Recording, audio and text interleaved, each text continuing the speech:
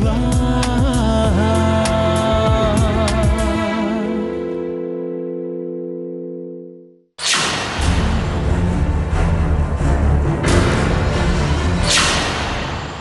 ಪತ್ರಕರ್ತರಾದ ರಾಜೀವ್ ಲೋಚನ್ ಅವರ ಮಗಳಾದ ಸೌಜನ್ಯ ಎಂಬ ಯುವತಿ ತಮ್ಮ ಮನೆಯಲ್ಲೇ ಇಂದು ಮಧ್ಯಾಹ್ನ 3 ಗಂಟೆ ವೇಳೆಗೆ ಆತ್ಮಹತ್ಯೆಗೆ ಶರಣಾಗಿದ್ದಾಳೆ.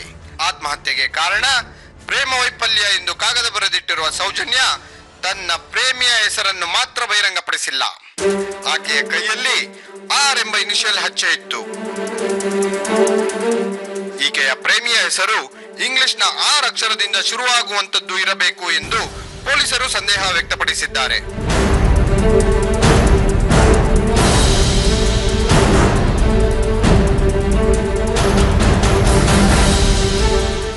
ಆದರೆ ರಾಜೀವ್ ಲೋಚನ್ ಅವರು ಇದು ಆತ್ಮಹತ್ಯೆ ಅಲ್ಲ, ಕೊಲೆ ಇರಬಹುದು ಎಂಬ ಹೇಳಿಕೆ ಇಡೀ ಪ್ರಕರಣ ಹೊಸ ರೂಪ ಪಡೆದುಕೊಂಡಿದೆ.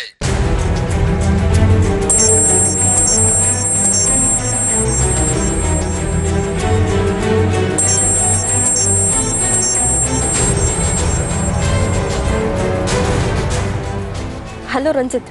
ಹಾಂ ಹೇಳು ಸಾಕ್ಷಿ. ಯಾಕೆ ವಾಯ್ಸ್ ಇಷ್ಟೊಂದು ಡಲ್ ಆಗಿದೆ? ಅದು ಥ್ರೋಟ್ ಇನ್ಫೆಕ್ಷನ್ ಆಗಿದೆ. ನಮ್ಮ ಮನೆಗೆ ಬಂದಾಗ ಚೆನ್ನಾಗೇ ಇದ್ರಲ್ಲ. ಹಾಂ ಏನು ಫೋನ್ ಮಾಡಿದ್ದು? ನಾನು ನಿಮಗೆ ಕಾಲ್ ಮಾಡೋದಕ್ಕೆ ಕಾರಣ ಬೇಕಾ? ಬೇಡ. ಆದರೂ ನಾನು ಇವಾಗ ನಿಮಗೆ ಕಾಲ್ ಮಾಡೋದಕ್ಕೆ ಒಂದು ಕಾರಣ ಇದೆ. ಏನು? ಸೌಜನ್ಯ ಅಂದರೆ ಯಾರು?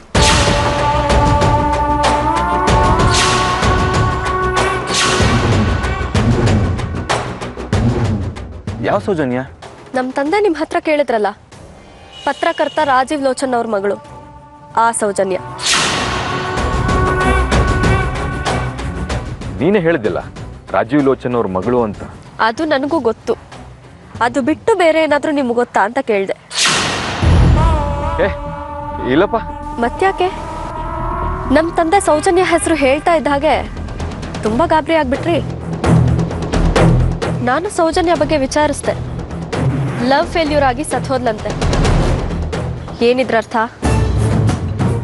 ಏನು ಎನ್ಕ್ವೈರಿ ಮಾಡೋ ಥರ ಮಾತಾಡ್ತಿದ್ಯಲ್ಲ, ನನ್ನ ಮೇಲೆ ಡೌಟಾ?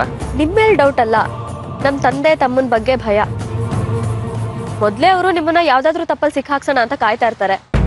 ಅದಕ್ಕೆ ಸರಿಯಾಗಿ ನೀವು ಸೌಜನ್ಯ ಹೆಸರು ಹೇಳ್ತಿದ್ದ ಹಾಗೆ ಗಾಬರಿಯಿಂದ ಓಡ್ ಹೋದ್ರಿ. ಆತಂಕ ಆಯ್ತು, ಕಾಲ್ ಮಾಡಿದೆ. Oh sorry. It's okay. ನನ್ನ ಹತ್ರ ಆದ್ರೂ ಹೇಳಿ, ಸೌಜನ್ಯ ನಿಮಗೆ ಹೇಗೆ ಪರಿಚಯ, ಎಷ್ಟು ಪರಿಚಯ? ಇನ್ಫ್ಯಾಕ್ಟ್ ಸೌಜನ್ಯ ನನ್ನ ತುಂಬ ಲವ್ ಮಾಡ್ತಿದ್ಲು.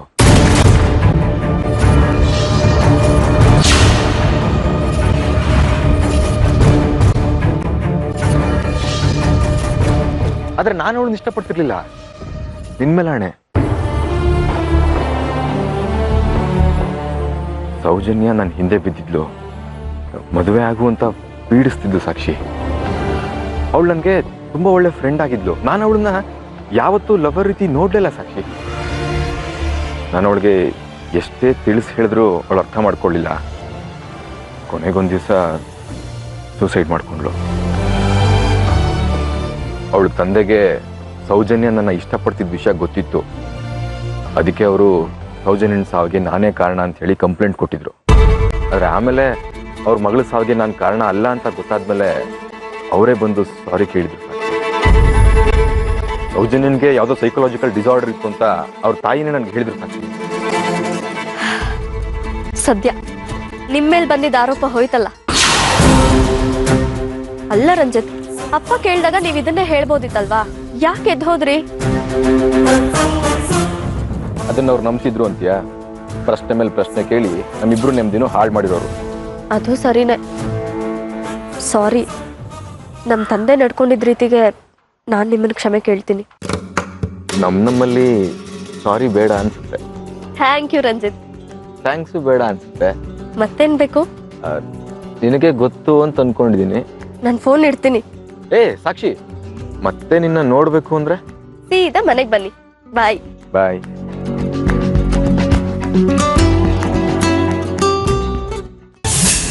ಆ ಸೌಜನ್ಯ ಅನ್ನೋ ಹುಡುಗಿ ಕೇಸನ್ನ ಮತ್ತೆ ಓಪನ್ ಮಾಡಬೇಕು ಅಂತ ಹೇಳ್ತಾ ಇದ್ದೀರಾ? ಹೌದು ಸರ್. ಆದರೆ ಅದನ್ನ ಸಬ್ ಇನ್ಸ್ಪೆಕ್ಟರ್ ಧರಣಿಯಿಂದ ಸುಸೈಡ್ ಅಂತ ಹೇಳಿ ಕೇಸ್ನ ಕ್ಲೋಸ್ ಮಾಡಿದಾರಲ್ಲ. ಅವರು ಪ್ರೊಸೀಜರ್ ಪ್ರಕಾರ ನಡ್ಕೊಂಡಿಲ್ಲ ಸರ್. ಅದು ಸೂಸೈಡ್ ಅಲ್ಲ, ಕೊಲೆ ಅನ್ನೋದು ನನ್ನ ಅಭಿಪ್ರಾಯ. ಅಂದರೆ ನಿಮ್ಮ ಕೊಲೀಗ್ ಮೇಲೆ ನೀವು ಅನುಮಾನ ಪಡ್ತಾ ಇದ್ದೀರಿ. ಹಾಗೆ ಹೇಳೋದಕ್ಕೆ ತುಂಬ ಬಲವಾದ ಕಾರಣಗಳಿದೆ ಸರ್. ಏನು ಕಾರಣ? ಆದಿತ್ಯನ ಕೇಸಲ್ಲಿ ಧರಣೀಂದ್ರ ನಡ್ಕೊಂಡಿದ್ದ ರೀತಿ ತುಂಬ ಅನುಮಾನ ಬರೋ ಥರ ಇತ್ತು ಸರ್. ಆದಿತ್ಯನ ಅರೆಸ್ಟ್ ಮಾಡಿ ಧರಣೀಂದ್ರನೇ ಅಂತ ನಿರೋಷ ತುಂಬ ಕಾನ್ಫಿಡೆಂಟಾಗಿ ಹೇಳ್ತಿದ್ಲು. ಆದರೆ ಧರಣೀಂದ್ರ ಇಲ್ಲ ಸುಳ್ಳು ಅಂತ ಸಾಧಿಸ್ತಾನೆ ಇದ್ರು.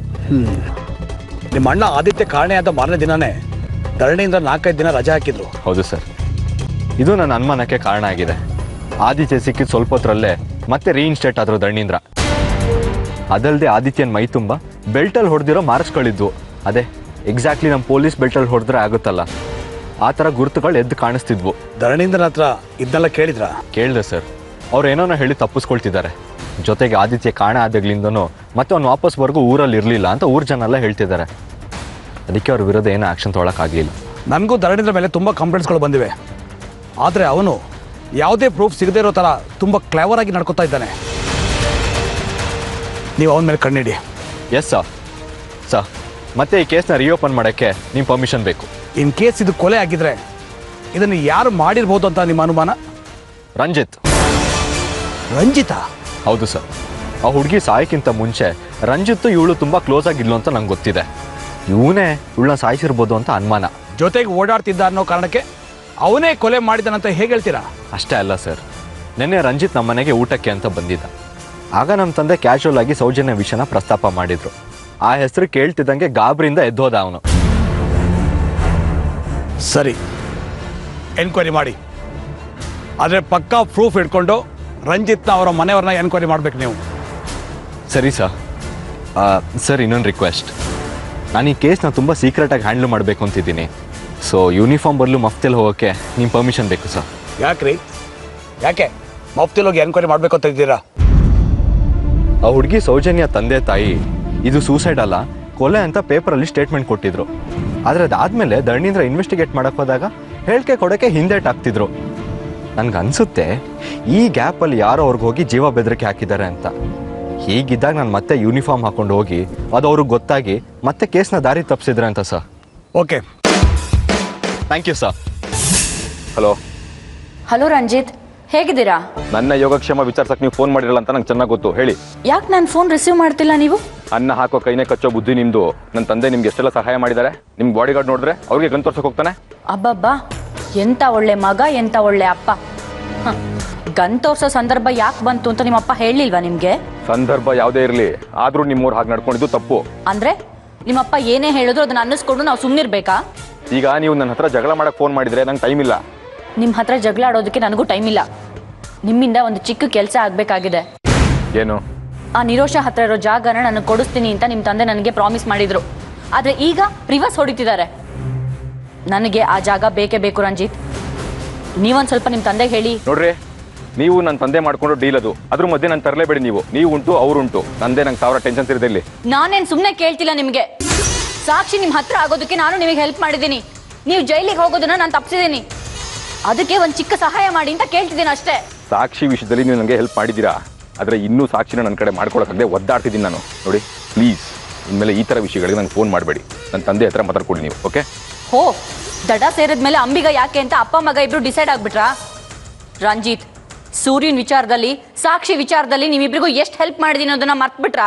ನೀವು ನನಗೆ ಸಾಕ್ಷಿ ವಿಷಯದಲ್ಲಿ ಹೆಲ್ಪ್ ಮಾಡಿ ಸೋಷಿಯಲ್ ಸರ್ವಿಸ್ ಏನೂ ಮಾಡಿಲ್ಲ. ನಿಮಗೆ ಸೂರ್ಯನ ಮೇಲೆ ದ್ವೇಷ ಇತ್ತು. ನಿಮ್ಮನ್ನ ಅವರು ಮನೆಯಿಂದ ಹೊರಗೆ ಹಾಕಿದ್ರು. ನಿಮ್ಮ ಬೇಳೆ ಬೇಯಿಸ್ಕೊಳ್ಳೋಕೆ ನಮ್ಮ ಹತ್ರ ಬಂದ್ರಿ. ಅದನ್ನ ಹೆಲ್ಪ್ ಅಂತಿರಲ್ಲ. ನೀವೇನು ಸುಮ್ಮನೆ ಮಾಡಿಲ್ಲ. ಪ್ರತಿಯೊಂದು ಕೆಲಸಕ್ಕೂ ದುಡ್ಡು ಕೊಡಿದ್ವಿ ನಿಮಗೆ ನಾವು. ಏನ್ ಅಪ್ಪ ಮಗ ಇಬ್ರು ಒಂದೇ ರಾಗ ಹಾಡ್ತಿದ್ದೀರಾ? ಸಾಕ್ಷಿ ನಿಮಗೆ ಯಾವುದೇ ಕಾರಣಕ್ಕೂ ಸಿಗ್ಬಾರ್ದು. ಹಾಗೆ ಮಾಡ್ತೀನಿ. ನಿಮ್ ತಂದೆಗೆ ಗೊತ್ತಿಲ್ಲ ನೀವು ಸಾಕ್ಷಿ ಜೊತೆ ಓಡಾಡ್ತಿರೋದು, ಅವಳ ಮನೆಗೆ ಹೋಗಿ ಬರ್ತಿರೋದು ಎಲ್ಲ ನನಗೆ ಗೊತ್ತು ರಂಜಿತ್. ಅದೇನ್ ಮಾಡ್ಕೋತೀರಾ ಮಾಡ್ಕೊಳ್ರಿ. ನನ್ನ ಸಾಕ್ಷಿ ಮದುವೆನ ತಪ್ಸಕ್ಕೆ ಯಾರ ಕೈಯಿಂದನೂ ಆಗಲ್ಲ. ಹೋ, ನಿಮ್ ತಂದೆ ಕೈಯಿಂದನೂ ಸಾಧ್ಯ ಇಲ್ವಾ? ಅವರಿಂದನೂ ಸಾಧ್ಯ ಇಲ್ಲ. ನಿಮ್ ತಂದೆಗೂ ಸಾಕ್ಷಿನ ಮದ್ವೆ ಆಗೋದು ಇಷ್ಟ ಇಲ್ವಲ್ಲ? ಯಾರು ಒಪ್ಪಿಗೆ ಇಲ್ಲದೆ ಹೋದ್ರು ನಾನು ಸಾಕ್ಷಿ ಮದುವೆ ಆಗೋ ಹಂತಕ್ಕೆ ಬಂದಿದ್ದಾಗಿದೆ. ಅಂದ್ರೆ ಯಾರಿಗೂ ಹೇಳ್ದೆ ಮನೆ ಬಿಟ್ಟು ಹೋಗಿ ಮದ್ವೆ ಆಗ್ತಿದ್ದೀರಾ?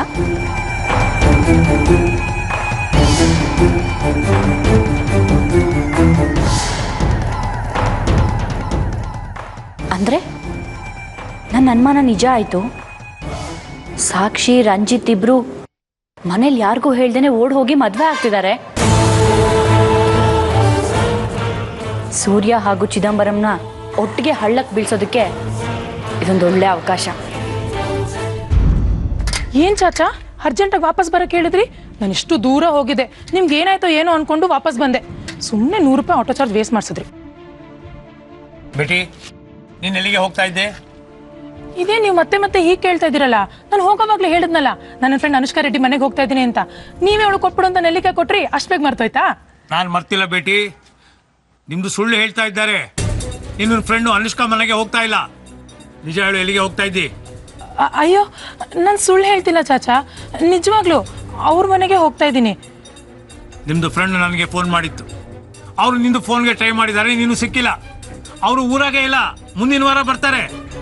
ನೀನು ಸುಳ್ಳು ಹೇಳ್ತಾ ಇದ್ದೀಯಾ? ನಿಜ ಹೇಳು, ಎಲ್ಲಿಗೆ ಹೋಗ್ತಾ ಇದ್ದೀ? ಆದಿ ನೋಡೋಕೆ ಅವ್ರ ಹಳ್ಳಿಗೆ ಹೋಗ್ತಾ ಇದ್ದೀನಿ. ನಿಮ್ಮ ಹತ್ರ ಹೇಳಿದ್ರೆ ನೀವು ಬೇಡ ಅಂತ ಹೇಳ್ತೀರಾ ಅಂತ ಸುಳ್ಳು ಹೇಳಿದೆ ಅಷ್ಟೇ. ಬೇಟಿ, ಆದಿ ನೋಡಕ್ಕೆ ನೀನು ಯಾಕೆ ಹೋಗ್ಬೇಕು? ಅವನಿಗೆ ಕೈ ಕಾಲು ಆಡ್ಸಕ್ಕಾಗಕ್ಕಿಲ್ಲ, ಅವನು ಜೀವಂತ ಶವ ಆಗಿದ್ದಾನೆ ಈಗ. ಚಾಚಾ, ಆದಿತ್ಯನ ಡೆಡ್ ಬಾಡಿ ಅಂತೆಲ್ಲ ಹೇಳಿದ್ರೆ ನನಗೆ ಕೆಟ್ಟ ಕೋಪ ಬರುತ್ತೆ. ಅದೇ ಅವ್ನು ನಿಮ್ಮ ಮಗ ಆಗಿದ್ರೆ ಹೀಗೆ ಹೇಳ್ತಾ ಇದ್ರಾ ನೀವು? ಬೇಟಿ, ನೀನು ಆದಿತ್ಯಗೆ ನೋಡಕ್ಕೆ ಯಾಕೆ ಹೋಗ್ಬೇಕು? ಇದೇನ್ ಚಾಚಾ ಹೀಗೆ ಕೇಳ್ತಾ ಇದ್ದೀರಾ? ಅವ್ನು ನನ್ನ ಜೀವ ಎಲ್ಲ. ಇಷ್ಟು ದಿನ ಶಿಶು ವಿಹಾರನ್ ಬಿಟ್ಟು ಹೋಗಕ್ ಆಗ್ತಿರ್ಲಿಲ್ಲ, ಆದ್ರೆ ಇವತ್ತು ಅವನು ನೋಡ್ಲೇಬೇಕು ಅಂತ ಶಿಶು ವಿಹಾರಿಗೆ ಒಬ್ರನ್ನ ಗೊತ್ತು ಮಾಡಿ ಹೋಗ್ತಾ ಇದ್ದೀನಿ. ಬೇಟಿ, ನೀನು ಆದಿತ್ಯಗೆ ನೋಡಕ್ಕೆ ಹೋದ್ರೆ ನಿಮ್ ತಂದೆ ನಿನ್ ಮೇಲೆ ಕೋಪ ಮಾಡ್ಕೊಳ್ತಾರೆ. ಮೊದ್ಲು ಬಂದು ಅವ್ರಿಗೆ ನನಗ್ ಮುಖ ತೋರ್ಸಕ್ ಹೇಳಿ, ಆಮೇಲೆ ನಾನು ಎಲ್ಲಿಗೆ ಹೋಗ್ಬೇಕು ಎಲ್ಲಿಗೆ ಹೋಗ್ಬಾರ್ದು ಅಂತ ಅವ್ರು ಡಿಸೈಡ್ ಮಾಡ್ಲಿ. ಇಷ್ಟು ವರ್ಷ ಆದ್ರೂ ತನ್ನ ಮಗಳನ್ನ ನೋಡ್ಬೇಕು ಅಂತಾಗ್ಲಿ ಮಾತಾಡ್ಸ್ಬೇಕು ಅಂತಾಗ್ಲಿ ಆ ಮನುಷ್ಯಂಗೆ ಒಂದ್ಸಲನೂ ಅನ್ನಿಸ್ಲಿಲ್ಲ. ಅಲ್ಲೆಲ್ಲೋ ಕೂತ್ಕೊಂಡು ರಿಮೋಟ್ ಕಂಟ್ರೋಲ್ ಮಾಡ್ತಾರೆ. ನಾನು ನಿಮ್ಮ ಜೊತೆ ಇರೋದು ನಿಮಗೆ ಇಷ್ಟ ಇದೆಯಾ ಇಲ್ವೋ ಅಂತ ಹೇಳಿ ಚಾಚಾ. ನಿಮಗೆ ನಾನು ಭಾರ ಅನ್ನಿಸ್ತಿದ್ರೆ ಹೇಳಿ, ನಾನು ಆದಿತ್ಯನ ಮನೇಲಿ ಇರ್ತೀನಿ. ಅರೇ ಐಸಾ ನೈ ಬೇಟಿ, ನೀನು ನನ್ನ ಮೇಲೆ ಕೋಪ ಮಾಡಬೇಡ. ಸರಿ, ನಾನಿನ್ನು ಹೊರಡ್ತೀನಿ. ಈಗ ನಿಮ್ಮ ಹತ್ರ ನಿಜಾನೇ ಹೇಳ್ಬಿಟ್ಟು ಹೋಗ್ತಾ ಇದ್ದೀನಿ. ನಾನು ಆದಿತ್ಯ ನೋಡಕ್ಕೆ ಹೋಗ್ತಾ ಇದ್ದೀನಿ. ಬೇಟಿ, ಏಕ್ ಮಿನಿಟ್ ಬೇಟಿ. ಏನು? ಇವತ್ತು ನನಗೆ ಯಾಕೋ ತುಂಬ ಎದೆ ನೋವು ಬೇಟಿ. ನಾನು ಒಬ್ಬನೇ ಆಸ್ಪತ್ರೆಗೆ ಹೋಗೋಕ್ಕಾಗಿಲ್ಲ. ನನಗೆ ಇವತ್ತು ಆಸ್ಪತ್ರೆಗೆ ಕರ್ಕೊಂಡು ಹೋಗ್ತೀಯಾ?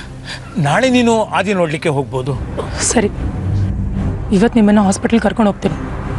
ಆದರೆ ನಾಳೆ ನೀನು ಮತ್ತೆ ಆದಿತ್ಯ ನೋಡಕ್ಕೆ ಹೋಗ್ಬೇಕಾ ಅಂತ ಕೇಳಿದ್ರೆ ನಾನು ಸುಮ್ಮನೆ ಇರೋದಿಲ್ಲ. ಇಲ್ಲ ಬೇಟಿ, ನಾಳೆ ನಿಮ್ಮದು ಆದಿತ್ಯನ ನೋಡಲಿಕ್ಕೆ ಹೋಗು. ಹೇಳಿ ನಜೀರ್ ಬಾಯ್, ಹೇಗಿದ್ದಾಳೆ ನನ್ನ ಮಗಳು? ನಿಮ್ಮದು ಮಗಳು ಚೆನ್ನಾಗಿದ್ದಾಳೆ ಸಾಬ್. ಮತ್ತೆ ಇನ್ನೇನು ಸಮಾಚಾರ? ದುಡ್ಡು ಗಿಡ್ಡು ಏನಾದರೂ ಬೇಕಾಗಿತ್ತಾ? ಅದೆಲ್ಲ ಏನು ಬೇಡ ಸಾಬ್, ನಾನು ನಿಮ್ಮದು ಮಗಳ ವಿಷಯ ಮಾತಾಡಬೇಕಿತ್ತು ಸಾಬ್. ಹೇಳು, ಏನು ವಿಷಯ? ಸಾಬ್, ನಮ್ಮದು ಭೇಟಿ ಇಲ್ಲ, ಆದಿತ್ಯಗೆ ನೋಡಲೇಬೇಕು ಅಂತ ಹಠ ಮಾಡ್ತಾ ಇದೆ ಸಾಬ್. ಹೌದಾ? ನಿಮ್ಮ ತಂದೆಗೆ ಇಷ್ಟ ಇಲ್ಲ ಅಂತ ಹೇಳಿ ಹೇಗಾದರೂ ತಡಿ ಅವಳನ್ನ. ಸಾಬ್, ತಂದೆ ವಿಷಯ ತೆಗೆದ್ರೆ ಅವಳಿಗೆ ಭಾಳ ಗುಸ್ಸ ಬರ್ತದೆ. ನಮ್ಮದು ತಂದೆ ನಂದು ಇದುವರೆಗೂ ನೋಡಲಿಕ್ಕೆ ಬರಲಿಲ್ಲ ಅಂತ. ಸಾಬ್, ಅವಳು ಅಪ್ಪ ನೀವೇ ಅಂತ ಹೇಳ್ಬಿಡಿ ಸಾಬ್. ಹೇಳ್ತೀನಿ. ಅದನ್ನು ಹೇಳಬೇಕು ಅಂತಲೇ ಇಷ್ಟು ದಿವಸದಿಂದ ಕಾಯ್ತಾ ಇದ್ದೀನಿ. ಅದಕ್ಕೆಲ್ಲ ಟೈಮ್ ಬರಬೇಕು ನಜೀರ್ ಭಾಯ್. ಈಗ ನಾನು ಸ್ವಲ್ಪ ಬಿಸ್ನೆಸ್ ಟೆನ್ಷನಲ್ಲಿದ್ದೀನಿ. ಅದು ಕ್ಲಿಯರ್ ಆದ ತಕ್ಷಣ ನಾನೇ ಬಂದು ಹೇಳ್ತೀನಿ. ಸಾಬ್, ಇವತ್ತೊಂದು ದಿವಸ ಅವಳು ಆದಿತ್ಯನ ನೋಡೋದು ತಡೆದಿದ್ದೀನಿ ಸಾಬ್. ನಾಳೆ ತಡೆಯೋಕ್ಕಾಗಕ್ಕಿಲ್ಲ ಸಾಬ್. ಸರಿ, ಇನ್ನು ಅವಳನ್ನು ತಡೆಯೋದು ಬೇಡ, ಅವಳು ಆದಿತ್ಯ ನೋಡಕ್ಕೆ ಹೋಗಲಿ. ಸಾಬ್, ಏನು ಹೇಳ್ತಾ ಇದ್ದೀರಿ? ಅವಳು ಆದಿತ್ಯ ನೋಡಲಿಕ್ಕೆ ಹೋದರೆ ಅವಳು ನಿಮ್ಮ ಕೈಗೆ ಸಿಕ್ಕಕ್ಕಿಲ್ಲ ಸಾಬ್. ಡೋಂಟ್ ವರಿ ನಜೀರ್ ಭಾಯ್, ಅದೆಲ್ಲ ಏನೂ ಯೋಚನೆ ಮಾಡಕ್ಕೆ ಹೋಗ್ಬೇಡಿ. ಅವಳು ಹೋಗಿ ಬರಲಿ, ಏನೂ ಆಗಲ್ಲ. ಅವಳ ಜೊತೆಗೆ ನೀವು ಹೋಗಿ ಬನ್ನಿ. ಈಗ ಅವಳು ಆದಿತ್ಯ ನೋಡಿದ್ರೇನೆ ಅವನನ್ನ ಮರೆಯೋದಕ್ಕೆ ಸಾಧ್ಯ ಇರೋದು. ಅರೆ ಸಾಬ್, ಈಗ ನೀರಷ್ಟ ಹೋಗಿ ಆದಿತ್ಯಗೆ ನೋಡಿದ್ರೆ ಅವನ್ನ ಹೇಗೆ ಮರಿತಾಳೆ ಸಾಬ್? ಇನ್ನು ಪ್ರೀತಿ ಜಾಸ್ತಿ ಆಗಕ್ಕಿಲ್ವಾ? ಅಲ್ಲಿ ಆದಿತ್ಯ ಜೀವಂತ ಶವತ್ತರ ಮಲಗಿದ್ದಾನೆ. ಅವನನ್ನ ನೋಡಿ ನಿರೋಷಾಗೆ ಇವನ ಮೇಲಿದ್ದ ಪ್ರೀತಿ ಭ್ರಮೆ ಕಳಚಿ ಬೀಳತ್ತೆ.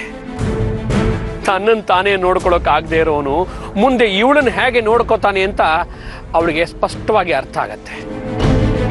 ಅಲ್ಲಿಂದ ಬಂದ ಮೇಲೆ ತಾನಾಗಿ ತಾನೇ ಆದಿತ್ಯನ ಮರಿತೀನಿ ಅಂತ ಹೇಳ್ತಾಳೆ. ನೋಡ್ತಾ ಇರಿ ನಜೀರ್ ಭಾಯ್. ನೀವು ಹೇಳಿದ್ದು ಬರಾಬರ ಐತೆ ಸಾಬ್, ನೀವು ಹೇಳ್ದಂಗೆ ಮಾಡ್ತೀನಿ.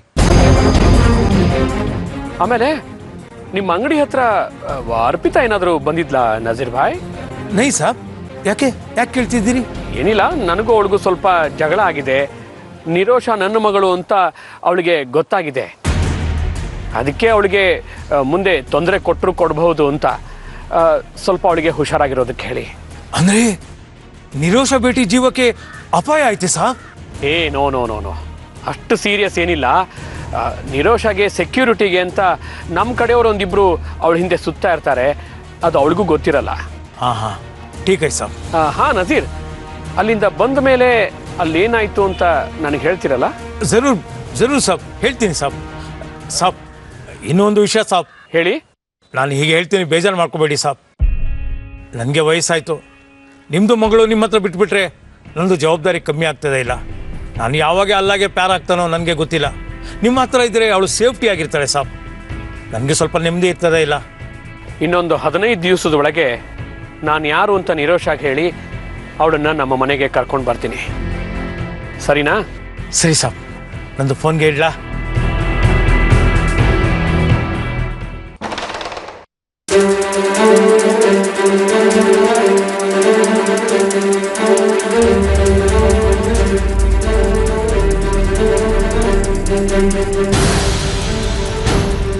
Hello sir. ಹಲೋ, ಸಾಕ್ಷಿ ಇದ್ದಾಳ ಮೇಡಮ್? ಹಾಯ್ ರಂಜಿತ್, ಹಾಯ್ ಸಾಕ್ಷಿ. ಬನ್ನಿ ಒಳಗೆ. 2 ನಿಮಿಷ ಮ್ಯಾನೇಜ್ ಮಾಡ್ತೀರಿ? ಒಂದೇನು ಪ್ಲಾನ್ ಅಂತ ತಿಳ್ಕೊಳ್ಳೋಕ್ಕೆ ನಾನು ಐಡಿಯಾ ಮಾಡಿದ್ದೀನಿ.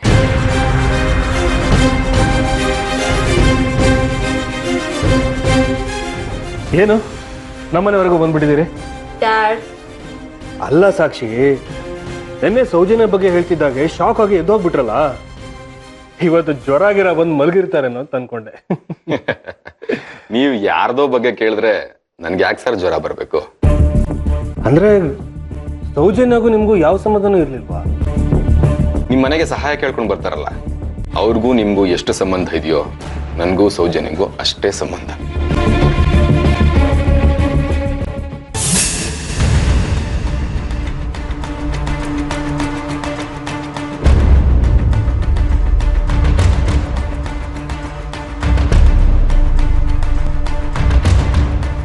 ನೀವು ಸೌಜನ್ಯ ಅನ್ನೋ ಹುಡುಗಿನ ಇಷ್ಟನೇ ಪಡ್ತಿರ್ಲಿಲ್ವಾ? ಸೌಜನ್ಯ ನನ್ನ ಇಷ್ಟಪಡ್ತಿದ್ಲು, ಆದ್ರೆ ನಾನು ಅವಳನ್ನ ಇಷ್ಟಪಡ್ತಿರ್ಲಿಲ್ಲ ಸರ್. ನೀವು ರಿಜೆಕ್ಟ್ ಮಾಡಿದ್ರಿ ಅಂತ ಅವಳು ಸೂಸೈಡ್ ಮಾಡ್ಕೊಳ್ಳು ಅಂತ ಕೇಳ್ಪಟ್ಟಿದ್ದೀನಿ ನಾನು. ಸುಳ್ಳು. ಅವಳು ನನ್ನ ಲವ್ ಮಾಡ್ತಿದ್ದ ವಿಷಯ ನಂಗೆ ಗೊತ್ತೇ ಇರಲಿಲ್ಲ ಸರ್. ಹಾಗಾದ್ರೆ ನೆನ್ನೆ ನಾನು ಸೌಜನ್ಯನ ಬಗ್ಗೆ ಕೇಳ್ತಿದ್ದಾಗ ಯಾಕೆ ಗಾಬರಿಯಿಂದ ಇದ್ದೋದ್ರಿ? ನಾನು ನಿಮ್ಮ ಎದುರುಗಡೆ ಕೂತಿದ್ದೆ, ನೀವ್ಯಾಕೋ ಊಟನೇ ಮಾಡ್ತಿರ್ಲಿಲ್ಲ. ನಿಮ್ಮ ಮನೆಗೆ ಬಂದು ನಿಮ್ಗೆ ಯಾಕೆ ಮುಜುಗರ ಉಂಟು ಮಾಡಬೇಕು ಅಂತ ಎದ್ದು ಹೋದೆ ಅಷ್ಟೇ. ನಿಮ್ ಡೌಟ್ ಎಲ್ಲ ಕ್ಲಿಯರ್ ಆಯ್ತಾ ಡ್ಯಾಡ್? ಬನ್ನಿ ರಂಜಿತ್. ಸಾಕ್ಷಿ, 1 ನಿಮಿಷ. ಅವರಿಗೆ ಕುಡಿಯೋದಕ್ಕೆ ಏನಾದರೂ? ಏನು ಬೇಡ ಸರ್, ಥ್ಯಾಂಕ್ ಯು.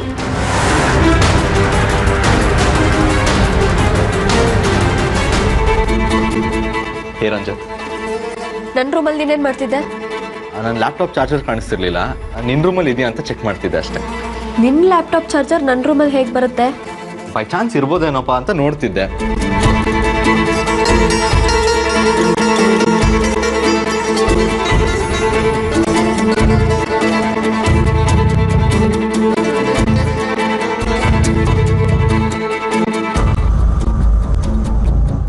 ರಂಜಿತ್, ಇವತ್ತು ಮುಖ್ಯವಾದ ವಿಷಯ ಮಾತಾಡಬೇಕು. How about the future plan ಅಂತ. ಮೊದಲು ಒಂದು ಗ್ಲಾಸ್ ನೀರು ಕೊಡು. ಏನೇನೋ ಅಸಂಬದ್ಧ ಪ್ರಶ್ನೆ ಕೇಳ್ತಾರೆ ನಿಮ್ಮ ತಂದೆ.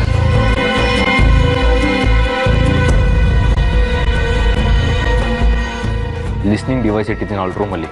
ಏನೇ ಮಾತಾಡಿದ್ರು ರೆಕಾರ್ಡ್ ಆಗಿರುತ್ತೆ, ಅದು ನಮಗೆ ಪ್ರೂಫ್ ಆಗಿರುತ್ತೆ.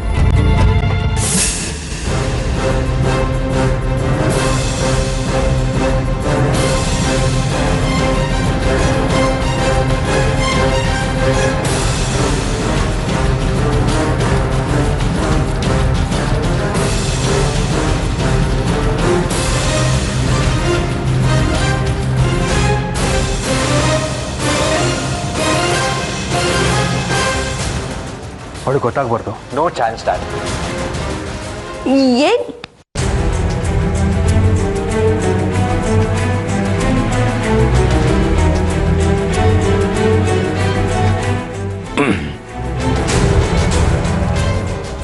ಸಾಕ್ಷಿ, ಇವಾಗ ನನಗೆ ಹೇಳೋದನ್ನು ಕೇಳಿದ್ರೆ ನಿನ್ನ ಮನಸ್ಸಿಗೆ ನೋವಾಗ್ಬೋದು, ಆದರೂ ಹೇಳ್ತೀನಿ. ನಮ್ಮ ಮನೇಲಿ ನನಗೆ ಬೇರೆ ಹುಡುಗಿನ ನೋಡಿದ್ದಾರೆ ಸಾಕ್ಷಿ. ಹೌದಾ ರಂಜಿತ್? ಹಾಗಾದ್ರೆ ನನ್ನ ಕತೆ ಏನು ರಂಜಿತ್? ಏನೂ ಮಾಡೋಕ್ಕಾಗಲ್ಲ ಸಾಕ್ಷಿ. ಪೇರೆಂಟ್ಸ್ನ ಎದುರು ಹಾಕ್ಕೊಂಡು ಮದುವೆ ಆದರೆ ಯಾರಿಗೂ ಸುಖ ಇಲ್ಲ ಅನ್ನಿಸ್ತಿದೆ. ಅದಕ್ಕೆ ನಾವಿಬ್ಬರೂ ಬೇರೆ ಬೇರೆಯವ್ರನ್ನ ಮದುವೆ ಆದರೆ ನಮ್ಮ ಮನೆಯವರು ನಿಮ್ಮ ಮನೆಯವರು ಎಲ್ಲರೂ ಸುಖವಾಗಿರ್ತಾರೆ. ಪ್ಲೀಸ್ ಒಪ್ಕೋ ಸಾಕ್ಷಿ. ಹೌದು ರಂಜಿತ್, ನೀವು ನಿರ್ಧಾರ ತಗೊಂಡಿದ್ದೀರಾ ಅಂದರೆ ಅದು ಸರಿಯಾಗೇ ಇರುತ್ತೆ. ನಾನು ಇದಕ್ಕೆ ತಲೆ ಬಾಗ್ತೀನಿ. ನಾನು ಹೇಗಾದರೂ ಮಾಡಿ ನಿಮ್ಮನ್ನು ಮರೆಯೋದಕ್ಕೆ ಪ್ರಯತ್ನ ಮಾಡ್ತೀನಿ.